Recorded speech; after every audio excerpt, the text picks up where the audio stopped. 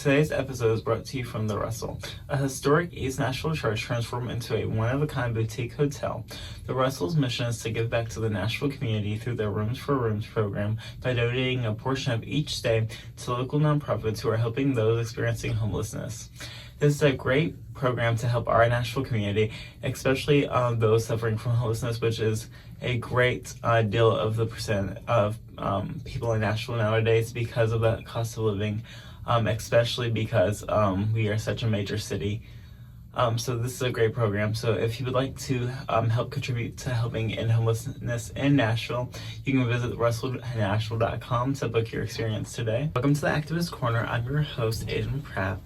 And today we're going to be talking about the issues facing rural Tennessee, specifically Wilson County and the surrounding Middle Tennessee area. Today I have Christina Puza-Smith, the Wilson County Democratic nominee for mayor, with us. Thank you for joining us. Thank you so much for having me. This is wonderful. Do you want to scoot in closer? Oh, I have to scoot in a little bit. Yeah, no problem. Yeah, sorry. Sorry, everybody. You get to watch us adjust. But That's it's okay. right. It'll be entertaining. At the very least, somebody might fall over. So the first issue I wanted to talk about with you today is our water and drainage issues. Sure. So in Wilson County, the Tennessee Department of Environment and Conservation has fined and investigated Wilson County's waste water management system over failures that they have led to over the years, especially due to development and overdevelopment and the thousands of people moving into Wilson County. Tens of thousands, yes. Yeah, tens of thousands. So what do you think about the fact that the Tennessee Department of Environment and Conservation and the Southern Law Center had to jump in and sue the county just to get any type of maintenance or infrastructure renovations done? What's your opinion? How would you differ from that? Well, the method that the county has used for years has essentially just been very unchecked. And thank goodness that the state did get involved because people were having puddles of literal excrement in their backyard. Essentially, this all stems back to the way that Wilson County manages their wastewater in the county area. Long story short, don't want to get into the details of, how the poop pipes work, but it's kind of an essential aspect. In the county, in Wilson County, there are no sewers, right? So any development that occurs out in the rural area is going to be either a drip system or another type. I forget the name. It is a... Yeah, it's like a leach field or something. I can't remember what it is. But essentially, what the county should be doing is wherever there's building, right, there has to be a certain amount of space for this, not the word production, but the processing of the amount of waste for that neighborhood or for that home. So say it's a single family home and there's going to be 4 people that live there. Well, that's going to create a certain amount of waste. Septic system. There you go. Right. And you have to control those areas, right? And you have to go in and monitor those areas. Well, from my understanding, what Wilson County has done is they have signed off permits, let people build, and not gone back to check. Essentially, they have not audited the process of the installation or how it's been working. Okay, so that is what triggered the state to get involved, was because one house was affecting another, and they weren't taking that stuff into account. So, really, Wilson County is not doing good controlling what they're issuing permits on. They aren't providing the follow through that's necessary to make sure that it's being done the right way, and that over time it's producing the results that they need. And that, honestly, it goes back to almost everything I see wrong in Wilson County. the current leadership doesn't have control over the different branches that they oversee. As an example, so I mean, this is just a prime example of that, where a permit has been issued, house gets built over time, and then maybe property next door gets built, and then that area becomes too, I guess, what's the word I'm looking for? It's like too much process is being added to that Bureaucracy. area. The what? Bureaucracy. Yeah, part of it is that. It's just, well, they like their Well, simple. also, I think in Wilson County, we're on a good old boy system. Yeah, and that's it. That's exactly it. So they're, oh, did you take a look at that site? Yep, did it. Cool. Good job. And that's it. It's only there's no real oversight. So another thing, so Wilson County Mayor, and I know this is not the county, but this is in Wilson County, Lebanon. Mm-hmm. So Lebanon is currently trying to decide where their city water plant should go, where their wastewater plant should go. The one they've needed for 40 years? 50 Yeah. years. Well, right, there you go. But it's right next to a Cracker Barrel's corporate office. If y'all did not know, Cracker Barrel was founded and is based in Lebanon, Tennessee. Yep. Yay. And there's been a couple of proposed sites, projects. And one thing, a lot of those sites are in the county. They're out of city limits. They're not in the city. So I personally, as someone who lives in the city and who has lived in the county as well and was born in the county, they don't get any of those benefits. They don't get any of the fun of having a sewer system. So why should they be forced to live with it? Especially because it is disgusting, and it's fucking disgusting. It's nasty. If you drive past the sewer plant or Cracker Barrel corporate office, it stinks. It's nasty, and it's air pollution, and it's just It's unsightly. Yeah. Well, good news. I'll tell you one thing is that in the last 4 or 5 decades since they built that wastewater plant, the technology has improved vastly. So the reality of what we would get in the future would be a lot nicer of a plant than we currently see.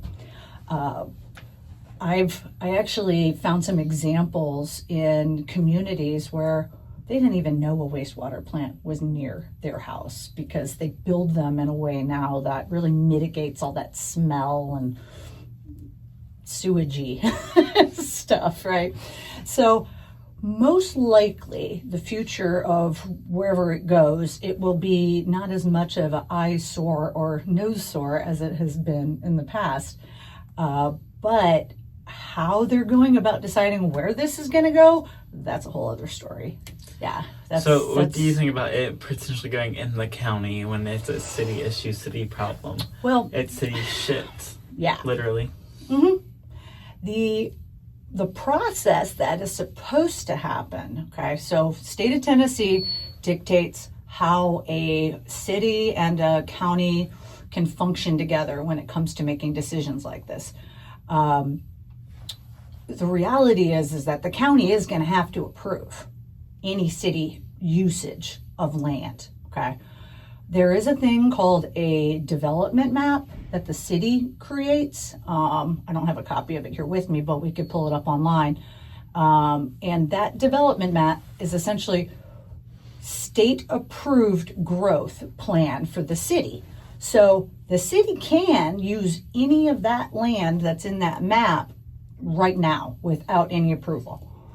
If it's land that's outside that map, they have to go and revise the map along with the county support, right, to get that state approval, okay?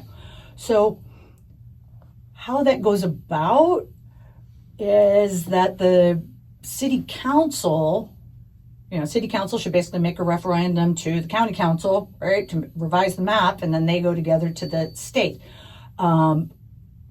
If they do that, it's kind of questionable. That's where this is going to be a big question for our community, because we've seen a lot of these activities happening behind closed doors in the past. And thankfully, everyone is starting to wake up and realize that these closed door deals are not really benefiting us as a community. So we're asking for more transparency so that we can see this process go on. Because like you said, very likely they're going to pick a place out in the county to put the poop plant. And even though we don't garner any of the benefits from it, we have to try to step in front of this process. That's really the most important thing. Learning how the process is supposed to work, that's a big part. But when it all comes down to it, it's like you said, the girl-boy network, handshake deals, they're happening in the back room, and just trying to keep the public out of it is how they've done things in the past. So we've got to stay on top of it and push them to be accountable, because they're not going to do it on their own. Yeah. Agreed. They don't. Well, especially here in the state of Tennessee, we know at the state level they don't listen to any rules or their own laws or their own constitution or anything. And Mayor Hutto, especially, I'm going to call him out. But Mayor Hutto, specifically, when it comes to our budget and it comes to how much we're bringing in versus how much we're spending, if we bring in, I think this year we're planning to bring in $97 million. And spend $97 million? Yeah. What is that about? Could you break down how the budget works for? Sure. So essentially what that's about is this year, everybody probably knows they got a new appraisal on their property, right? So everyone's property is now being appraised for probably twice as much as it was 5 years ago, right? We do know our land has increased in value, but two times as much, maybe not necessarily. We don't know. But essentially, they're funding the government on that growth, okay? So they have essentially said, we do not need to look at how we're operating. We don't need to try to be better at how we do things. We just need to make the taxpayer pay for what we have established. Really, it's an archaic way of managing the growth. Yes, will bring us more revenue, but the reality is that as we grow and we improve, you should be seeing some actual operational improvements in the way the county operates. We shouldn't necessarily see our costs constantly going up in these areas. There's going to be some areas that we should be able to reduce because we don't have to do it that old, archaic way anymore. So what I see is they're just not evaluating the way they operate to find efficiencies. And if they did, we would have a lot more core positive dollars coming into the county's budget that we could use in a useful way for our community. So when it comes to, because I feel like everyone, and especially in the state, and right now in America with the economy, especially in a place like Wilson County where we're one of the richest counties in the state, I feel like too often the people, working class people, feel like we are being taxed more and more and more. Property taxes, sales tax, you name it. We're being taxed more every year, every couple of years. And why can't our counties why can't the counties do what some other states allow their cities, counties to do? And why can't they just say, we're going to institute a wealth tax on corporations in this county or in the city? Because we have Cracker Roll and they pay a 48% property tax, I think is what they pay, which is significantly lower than. Well, see, and what you're talking about is those commercial tax breaks that corporations get to come into our community. Yes, we want them in our community. They bring jobs, right? They help bring that core existence that we need as a community. But we don't, kind of coin an old phrase, we don't need to give away the farm, right? There are some very low value commercial operations coming in. When I say low value, meaning the percent they owe us, they owe back to the community. Well, and why do you think so many are clamoring to come into Wilson County? Because we are giving them such a nice rate to enter into our community. And what are we asking back? Who's going to pay for that infrastructure? Who's going to pay for those bigger roads? Who's going to pay for more students? And that's where it's not really adding up, and that's where people are seeing that impact. Yeah. Typically, in places where a billion-dollar corporation is founded, you see a lot of investment, like in where Walmart is founded. The Walton family donates lots of money to their city, lots of money to the county. I mean, it's all privately owned, but it's a very nice city, very nice county. We have a nice city, nice county, but we're old. It's outdated. It feels like the 50s a lot of times. Yeah. So why do you think Cracker Barrel and the CEO? I know Julie. I used to serve her when I used to work at Cracker Barrel. Oh, okay. Yeah. And they do not tip well. Right. I remember one time Cracker Barrel shot a commercial at the Mount Juliet location when I worked there, and I had to stay after hours and serve all of the actors, and still did not get tipped very well. Oh goodness! I think I got tipped $20 on that order. That's so awful. Cracker Barrel and the marketing lady did not send me any merch like I asked. So if Cracker Barrel, if you hear this, I have a bone to pick. Marketing lady, you're still around. Marketing lady, you're still around. But why do you think Cracker Barrel and the co-founder, who does still live in Lebanon, a very, very nice house, why do you think they don't invest in our city? Why do you think it's a they don't respect the residents or the county, or they just don't value, or they're greedy, a greedy corporation? Yeah, I mean, reality, that's such a big question, Aiden. It's so much bigger than, one corporation. It really is an example of why a lot of corporations don't invest in a community. They're not looking at the value of that community supporting that business. And we're talking about Cracker Barrel, right? Yeah. All right, so cue Cracker Barrel, right?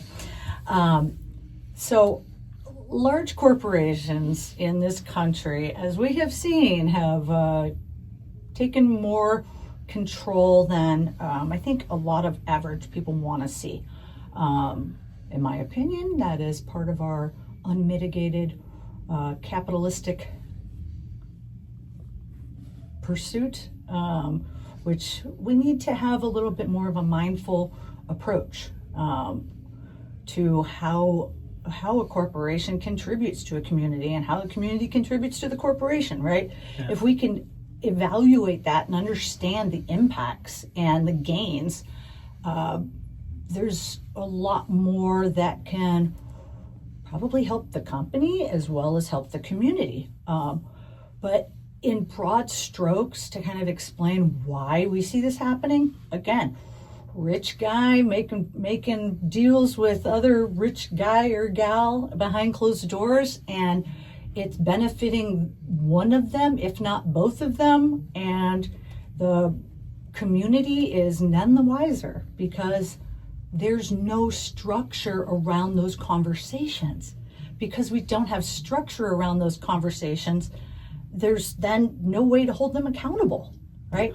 So why we see in some communities a company giving back better, probably there's some pretty strong regulations in that area that require it. That's something that the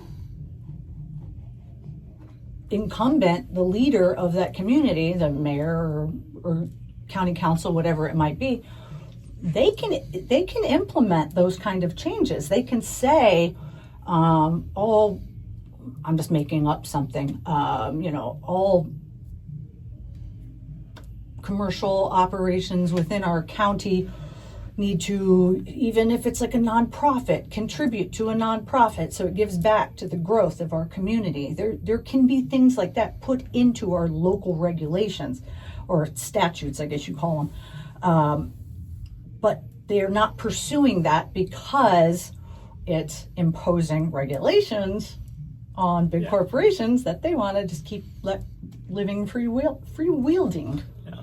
So off the topic, well, kind of on the topic of budgeting, but off the topic of Wilson County a little bit more. Sure. But something that's about to affect Wilson County very hard is in Gallatin, they're planning a massive AI data center for Meta. And that's going to dry up our water as well. And that's going to affect Wilson County heavily. It's going to dirty our water. It's going to hurt residents of our county and city. What do you think our county, city governments in Wilson County can do to reach out to our neighbors in Gallatin and be like, hey, this is not something this is going to affect us to you. So it's in your city limits, so it's a regional effect. Right, yeah. That's part of being in a real participating community government, that those mayors or those organizations or committees should be collaborating together to see what possible impacts occur, right? There should be measurements taken, and all of these measurements that should be taken, right? If we're talking about water, right, on a I'm trying to think what it's called. Oh, like the aquifer that my farm is on up in northern Wilson County. It is likely a different aquifer than the one in northwest Wilson County, but the one in northwest Wilson County may be affected by what's going on in Gallatin, right?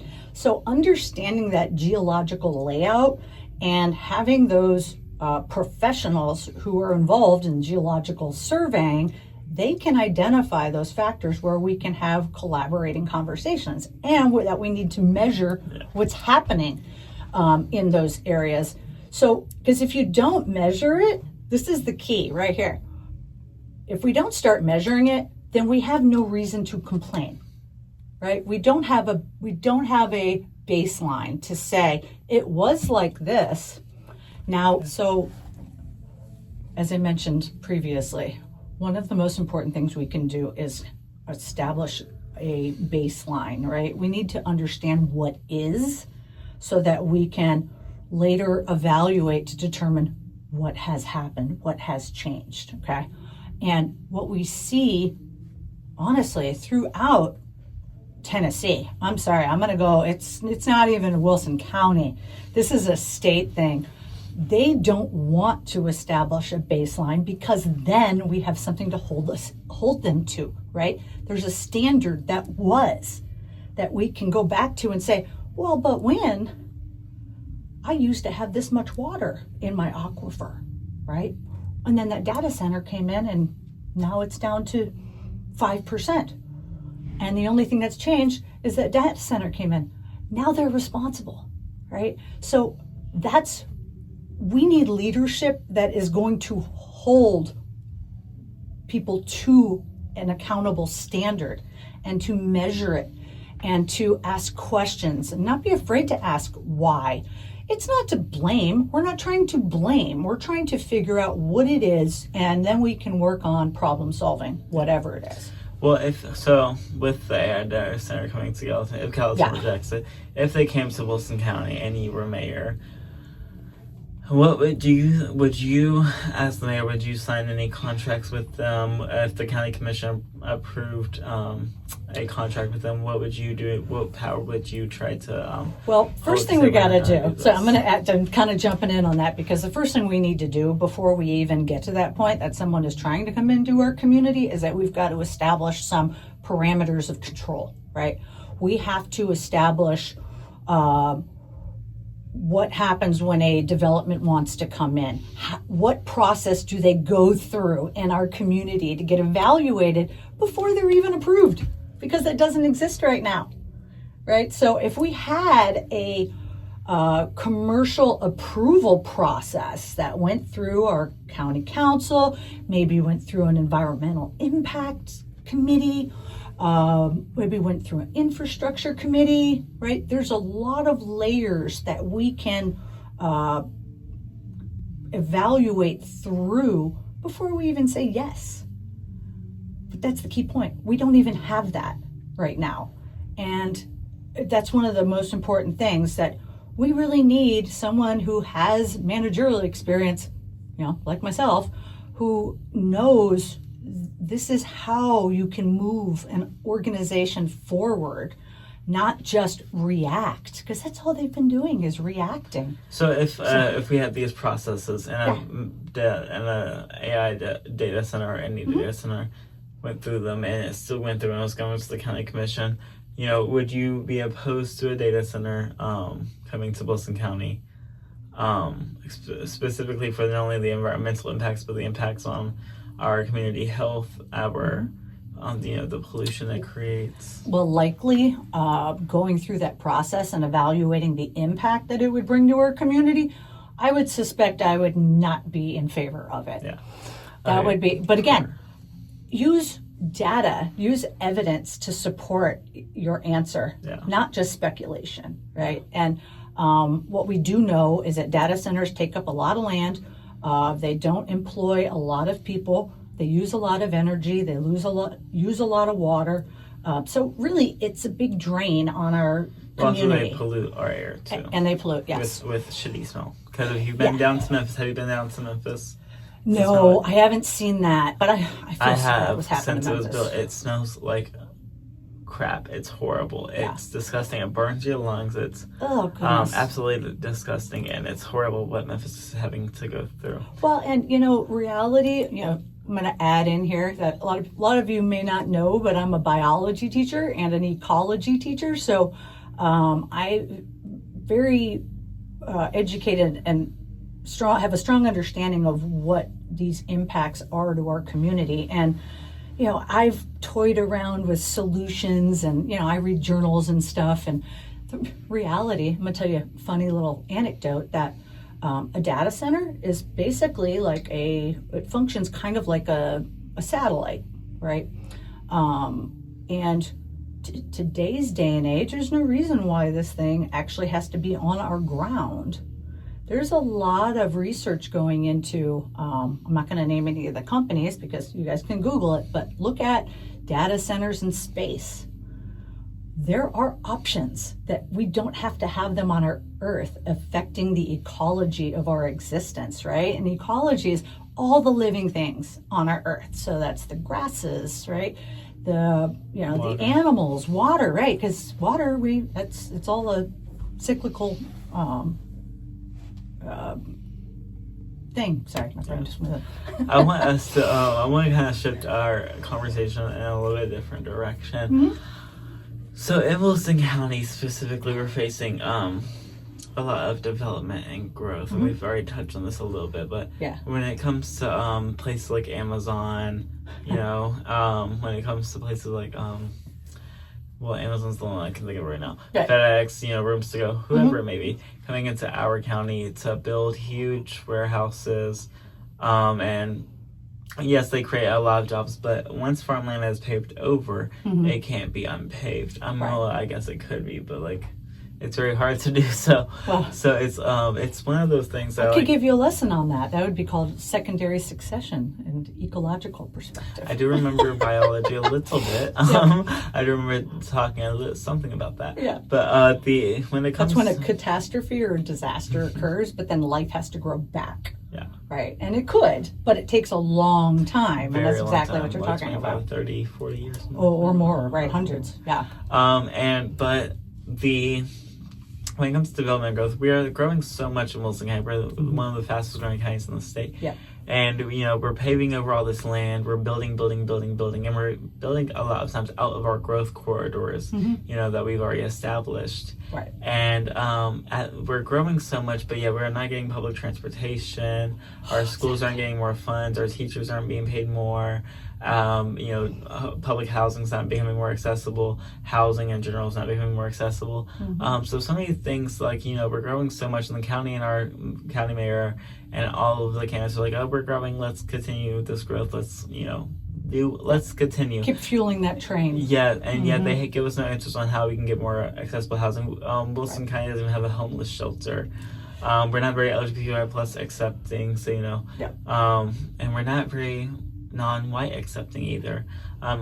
And so what do you think, especially as mayor, how would you bring in a public transportation project? How would you address public housing? How would you address all of these crises while we're still growing, and ensuring that we don't overdevelop our rural county. Right. Well, of course, go back to that point of establishing control procedures, right? An evaluation procedure before we allow this growth to occur.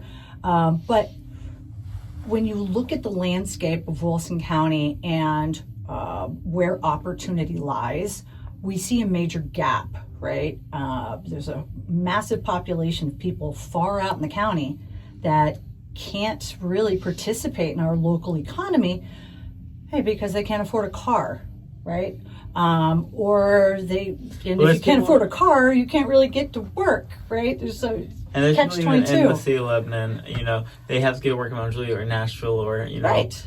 so on and so forth, and they can't get there. And, we have WeGo, and they offer rides to Murfreesboro, Laverne, because Rutherford County works with them. Mm-hmm. It begs the question of why can't Wilson County do the same and work with them, right, and expand some services temporarily here until we can get a bus terminal.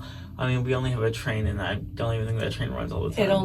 It runs a few times in the morning, a few times in the late afternoon, and it's Monday through Friday. That's it. So if anybody's on a non-standard shift, then they're SOL. Because it's not the 1950s anymore. Right, exactly. And well, also that, we see... but even getting to that infrastructure, or getting to the train, right? A lot of people can't do that. So kind of to jump on the point that you were making earlier about getting to a point where we start providing some public transportation.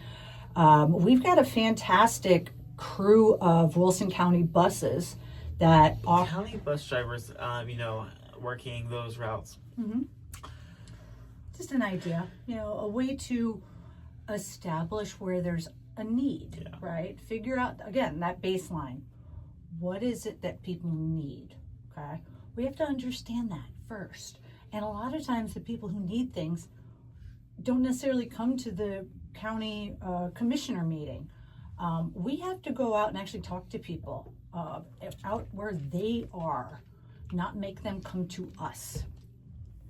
I agree. And one thing with our county and with our services, we don't provide many services. Right. And when it comes to our development, it comes to our growth, we are really seeing a time when it feels like our politicians don't care. And, we're going to transition public transportation is nice, but, it'd be really nice having ICE out of our communities. Oh, yes.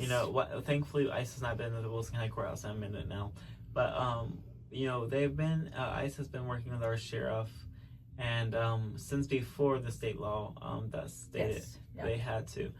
And, Sheriff Brian, I got some words for him, but, he's one of those good old boys who's a racist and does nothing to benefit Wilson County. And, I've been told by deputies in his office that, if you don't volunteer for his campaign or work on his campaign, you're out the door. So, when it comes to Sheriff Brian, what do you think Mayor Hutto's failed to do to help try to push to get ICE out of Wilson County?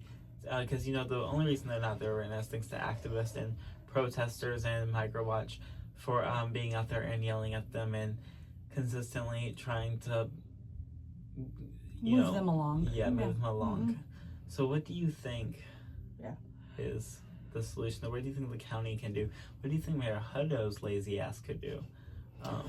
Well, it's a sticky wicket, lack of another term. I had been paying attention since the beginning. Obviously, as a Marine Corps veteran and a vocal advocate of our Constitution, the actions of DHS and ICE have been clearly illegal in many aspects. I'm sure some of what they've done is legal, but they have pressed the extent of their authority far beyond what it should be or what it really says in the Constitution, right? So first thing that happened was in Wilson County is that Sheriff Bryan signed that, I believe it's a 186G. No, it's 287G. 286, whatever the letters are. Right. It's on Department of Homeland Security thing that says, yes, we will cooperate and participate in whatever you want to do in our community. It goes as further as to say that our deputies will be used as immigration officers. And our housing, like even our jail could be used for whatever operation they want to run. And they do use it. And that right there stood out to me as a massive leadership oversight where you signed an agreement that, again, no one understands the implications, the possible effect that it could have in our community. Is that going to cause a possible overrun of our jails? How are we going to handle the food supply? Do we have enough correctional officers? All of these things. Why are deputies who are trained to, serve our public, where are they being used to be federal agents when they don't get paid for that? And, one of my ex-boyfriends is a deputy, and, they definitely do not get paid as much as ICE. They do not get paid as much as city police officers even. So well, and then you add in the question that many of these ICE officers got a $50,000 sign-on. Yeah, $50,000 sign-on bonus and a speed through of their boot camp, where I believe it's like cut in half of what they're supposed to originally have. Over half. But that's part of why we're seeing them break so many laws, is because they're literally ignorant to what they're allowed to do, and they think they have this unmitigating, ability. So. Big problem, obviously, again, not understanding what we're signing up for. Of course, I would have never signed that agreement with Department of Homeland Security. Well, I would have told our sheriff, you're not signing that. I'm going to there's a way that the county mayor can take away someone's authority to sign an agreement of that level. Well, also, it's not exercising that. We've seen in other counties like Rutherford and Putnam and so on and so forth. So the county commission had to at least debate it. The county commission had at least see it. Our county commission did not see it. The county commission didn't sign it. Our mayor didn't know. And his response has always been any time you ask him about anything, not just ICE, but anything, it's that's not my issue, that's not my problem, that's not my job. It's always there's nothing I can do. Yeah, there's nothing I can do. That's his favorite phrase. That's his favorite. And at the time of recording this, right now, we at Delaney Hall in New York, New Jersey, there are detainees on hunger strike who are being force-fed by immigration officers and protesters who are standing in solidarity with them every night, going against New Jersey Democratic Governor Mikey Sherrill, who has sent out state police to harass and berate and beat protesters. And those are the type of people we're bringing into Wilson County and into our communities to police immigration laws when they can't even police their own internal policies. And they're beating protesters, they're stifling the Constitution. And, you're a Marine Corps veteran, and you also are a self-proclaimed Democratic constitutionalist. So what do you think about what's going on in New York and New Jersey with the Delaney Hall victims being on hunger strike, and with them this has been the last resort, and people like Mikey Sherrill, the governor of New Jersey, calling for it to be closed, but then sending out state law enforcement to protect ICE and to harass her own citizens. Yeah. And how would you respond in a situation like that if that was to come to Wilson County? Well, the first thing that I would do is I would want a clear assessment of what's going on inside that detention facility. Okay, no person, no human, be citizen or not, that is inside this country is legally. They don't deserve to be treated poorly. Yeah, we have to treat everyone with care and consideration. If they have a medical issue, we have to make sure that they get medical treatment. We have to make sure they have adequate food and housing, and all of these factors go into what we have to provide anyone, be it citizen or not, in this country. For the Constitution. For the Constitution, right. And what's being allowed to happen is just bypassing. It seems that a lot of those checks and balances are being bypassed, and the protesters are responding to it the only way they have available to them. And that's So, when it comes to county mayors, if a protest like that was to happen in Wilson, I doubt it would. But if there was to have some situation like that happen where a detention center opened, which we've said no, Yeah. or so on and so forth, and there was protesters and there was cries, as the county mayor, what would you do with your responsibility to help protect protesters and not make sure they don't get, harmed by police or ICE or right. And what steps would you take to shut down the facility? Because I feel like there are steps county leaders can take to handle things like this. Even because we've had incidences in Wilson County where we've had issues at the jail with officers, and it's not okay no matter who does it. But how do we go about that? How do citizens go about handling ICE, and how do we go about handling our law enforcement working with them, or how do we go about seeing law enforcement acting as immigration officers? How do you think we should go about that? Well, it all comes down to the basis of that we treat other people the way we would want to be treated. Really, I kind of go back to that golden rule. I'm not a very religious person, but I am very spiritual in that regard. And when you start with that foundation of treating people the way they would want to be treated, it's very easy. As a leader in this community, I would team up with the leaders of those departments and talk about how are they going to deal with these situations. Let's discuss these scenarios so that we can identify any possible problems before they happen, right? If there's a question of how people are being treated in detention, well, let's look at what's going on in the detention areas. Is there something that we do need to do better? Because it's a possibility. But it's that willingness to recognize that they haven't done it perfect so far. And that takes a level of humility, okay? And recognizing that you maybe need to change the way you've operated. And honestly, I feel like that's one of the most important things as a leader, is to know that you don't necessarily have all the answers, but you will work to find the best solution for everyone. So I think that's a great conversation. Yeah. And you were an educator, and getting off the topic of ICE. My favorite topic. You were an educator. You said you were a biology teacher. And so when it comes to our schools, how do you think the county could better support not only our teachers, our schools, get them better paying our teachers, but how do you think we can be more inclusive as a school district to LGBTI plus students, especially when the state is banning books, and our 100% Republican school board has been banning books as well? And people like Chairman Joseph Padilla, who I've had private conversations with and talked to, who's a nice man outside of politics. Who is this? And Joseph Padilla, the chairman of the Wilson County School Board. Oh, Mr. Marine. Yeah, he and I are both Marines. We can talk about that. Yes, and when I see him in hell, we'll have a great time.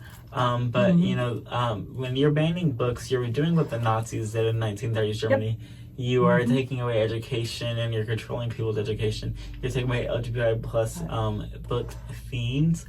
And so how do you think our county, specifically Wilson County Schools, and the county mayor and the county commission can support our students and support our teachers, and to ensure that they're being paid fairly, students feel safe and welcomed out our school district, ensure that when a student's being called a slur like a faggot or a queer, that they queer derogatory, right? Exactly. Or well, discrimination is discrimination, period, and we have to reinforce that every day. And I feel it. Of course, we see a lot of this coming from our federal government, this backsliding of defining what discrimination is. Anything derogatory, like you just said, or defamatory, or limiting of a person's rights because of whatever class they may belong to. That's all discrimination, plain and simple. As a principal, as a superintendent, director of schools, you have to ensure that everyone is treated fairly and equally. We don't get to decide what is more discriminatory or not, Or moral, really, it's or more more moral or more ethical, or which religion is good and which religion is bad, or Well, what fine, book is Catholic, good. so Catholics do get to decide that. I'm just kidding. Well, that's right. You and I have that in common. We both grew up Catholic, and we learned a lot in that process. But it's a time of. It's a time of. What would you do? What's your plan to pay our teachers more? And what is your plan for our schools if you're elected? So the foundational reason why we don't have the extra money to pay our teachers more or to invest in our schools more is the income, right? It all comes down to how much money does the county have available to give to these other projects. Honestly, from my perspective of evaluating what's been going on in this county for the last 18 years, they're just not spending their money wisely. They're wasting money in certain areas where there are modern efficiencies and technology that could be used to more automate a process, and the extra money that they were previously using, or maybe employees they had doing that, could be allocated to a different direction that's more serving of our community. It's just poor management when it comes down to it. It's not hard to look at a operation and see when something's running smoothly, right? You look at how McDonald's operates. You know, they've gone and improved how they make a cheeseburger. Improved. Right. Well, but improved in the sense of they get it done faster. They Cheaper. Yeah, probably cheaper. Unfortunately, might be some sawdust in there, but it's a totally different topic. But those efficiencies can be gained by the people who are involved in the process. They literally know how this could be better. Yeah. And you need leadership that is willing to ask them and do what they're asking for. It doesn't mean, oh, we're going to go buy a $10,000 or $10 million new technology system. There might be a cheap, easy version, but you have to invest in asking the people who know the process the best and reallocating those funds to where it's most beneficial. And that's the biggest failure I see in Wilson County. I don't know how it is in other counties. And what would you, and you know, when it comes, because I feel like in Wilson County, when we're always on teacher pay, it's in terms of 5%. 10%. Mm-hmm. What do you think a livable wage for a Wilson County teacher is with our cost of living and everything taken into account? You know, right now I think it's like 50,000, 45,000, 50,000 that we're starting them out at. Yeah, 50. You know, 50 is the new number. I would say a living wage starting out at 60,000, 65,000. Well, the baseline of what I've always learned is what is a 1 to 2 bedroom apartment in that area cost. Like $1,200. Right. So, and It's a you little pricey. whatever that value is, that should be about 30% of someone's take home. No more take home. Not their, what is it? The net. I always screw that up. The pre-tax. Well, when it comes to like when I ran for but county essentially commission, it's 30%, right? When I ran for county commission, you know, I would say, you know, I committed to have at least a 5% pay increase for teachers. Yeah. Because that would be at least 55, 60,000. They're making more than when I was teaching there. Yeah. I did see that. It has gone up. So I do have to give them that. 60 to 70,000 is a good livable wage start out, especially in Wilson County and Tennessee. Just starting out. Therefore, teachers don't have to work 2, 3, 4 jobs just to get by. And you know, and they got to pay off these college loans. I mean, that's something I took on $45,000 worth of debt getting my master's degree, and I only make $5,000 more a year if I worked at Wilson County schools for that. And it's when it comes a long time to pay that off. When it comes to schools and safety, you know, we had at one point going around the county for for 1 week at a time. Metal detectors at the schools, but the schools didn't want to pay for them to be there full time. I was involved in that pilot process at Wilson Central. Yeah, that's it was pretty funny. But the fact that we couldn't get those full time, that Metro got them full time, it's a slap face to our students, showing that we really don't care about their safety. You know, we're just saying, you know, it's fine if you get shot by, it's fine if your body gets ripped by guns. Wilson County doesn't care. We're not paying the few $1 million we need for that, or a few $100,000. It's not worth the liability doesn't outweigh the expense, is what they they much determine. they rather shoot. I mean, I know we don't get school shootings in Wilson County, but it's coming time. I remember when I went to Lebanon. But you can't say that. You never know when it's going to happen. Exactly. When I went to Lebanon, don't. we had students who brought guns to school and so on and so forth. And, we had times where we had to be put on lockdown and SRO ran through our cafeteria with a gun drawn. Mm-hmm. Now, those times are really unsafe, and it's not okay for Wilson High School to say, it's okay, we can figure that out at a different time. Yeah. That's a different issue. Well, the way they deal with it is they control the flow of people in and out the building, that they're only allowed to go in one door and out another door during the day. But that's just not accurate. But in reality, exactly. Students can go out any door they want. The doors are not locked from the inside. They're locked from the outside.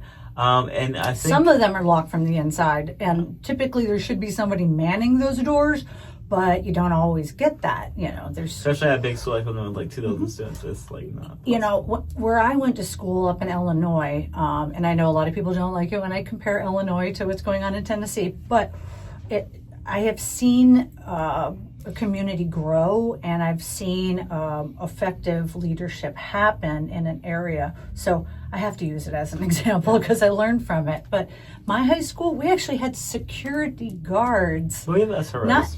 No, but you have one or two. We had security guards, so there was an SRO-like person that led that whole department of people. Also the thing is, having cops in our schools isn't safer. It's just and those security guards didn't carry guns and stuff, but there may be one that did, as a off chance something. Arrest people, right? But it's I think our last thing we're gonna talk about is, because it's been a big topic around the area, is flock security cameras and flock security. Yeah. People in Murfreesboro, Gallatin, Nashville, and so many every county except Wilson has flock security cameras now. And public the comment and the public officials say it's for safety. It helps get reduced crime. It helps reduce response time, things like that. And what's your take on it with flock security? Because a lot of people don't like it. A lot of citizens are saying, no, that's an invasion of my privacy, especially when we're heading more towards a dictatorship, more towards a fascist regime. Well, I think I have to answer that question with an example. Have you seen the news in Dayton, Ohio? Did you see that recently? No. Okay, so Dayton, Ohio signed up for the flock security cameras a couple years ago, and now they're on the hook for installing all of these cameras. And they found somehow, and there's still no answer to this, and this is, I think, the big question, somebody or something went into their system and searched for certain license plates like 400 times, and they're trying to do a root cause analysis of where did those searches come from. And that is the number one thing that Flock says that their system does, is that it has full traceability and transparency to any of those searches done. Well, Dayton, Ohio said, well, we're not able to figure it out. This is our data. So the city has actually gone around and put plastic bags around all the Flock cameras to stop them from recording until they get an answer from Flock, because something or someone somewhere is searching their cameras for certain information that isn't necessarily a like an Amber Alert looking for a little kid, or a APB out looking for a serial killer, right? The kind of security that and law enforcement that people would like to see in their community. Well, unfortunately, that's not all these cameras are doing, and that's the big concern. And that would be my huge concern. Who has access to it? Where is the information being stored? And as we see in our current federal government, I don't really know how trustworthy they are right now. So, Flock has a lot of when it comes to Flock security, to it's just public surveillance, plain and simple. It's very easy to for that information to be hacked and leaked. Is that what it is? Oh my gosh! Wow. Yeah, it's just public surveillance. Essentially, it's just probably on some open web browser. You don't even require a security credential. They have security. They store it safely, they say, But you know how They they say. say. But you know how much are they willing to spend on security versus how much are they willing Right. to lose all their profit? And how is much the does crazy- that get put back on the Yeah. municipality? And how long are they storing it for? Those Yep. are the questions, you know, places and people have. And, you know, when Nashville was trying to expand flux security, expand public surveillance, that was a huge issue. And that's one thing from Freddie O'Connell said he would not do, and then went back and said he was like, oh, well, I'm doing it anyway, and pushed for it really hard. Okay. So that's what we, you know, we don't want public surveillance, especially with a regime like this taking place in our Right. federal government that is just so extreme and Nazi. Oversight, right? Yes. You have to have that clear understanding of what something is supposed to do, when they're supposed to do it, how they're supposed to do it, and how you can even measure to make sure that it's being done correctly. Yeah. Really, that's the foundation of, I feel, a lot of these problems. And I will admit, I have seen that flock system do some great things in communities where there isn't a lot of police presence, and it'd be very helpful in solving crimes. Well, that's the reason why we would want something like that. But to use it to police citizen movement, I mean, unless you're suspecting them of committing a horrible crime, you need to back off watching people. I agree. But yeah, thank you so much for joining us, Christina. And Oh, my you're a pleasure. Democratic nominee for Wilson County Mayor. Thank you. So hopefully we will see you. And there's 3 candidates: you, Mayor Hutto, and Gail Hillman. You know, and only 2 qualified candidates in this race, you and Gail, really. But thank you so much for joining us. And you know, Pleasure. if everyone wants to know, you can vote early starting July 17th. Yes. To July 30th, I believe, and then August 6th is the election date to go vote in Wilson County and every county in the state for not only your county general, but also your state and federal primaries. And that's where we can vote for you for Wilson County Mayor. Yes, absolutely. And I live in Wilson County, so I will definitely be voting for you. Oh, thank you. Because the other option's MAGA extremism. And I'm good on that. We But thank you so we much don't for need that. coming with us, and thank you all so much for Thank you. watching. Tune in to our next episode in a couple of weeks.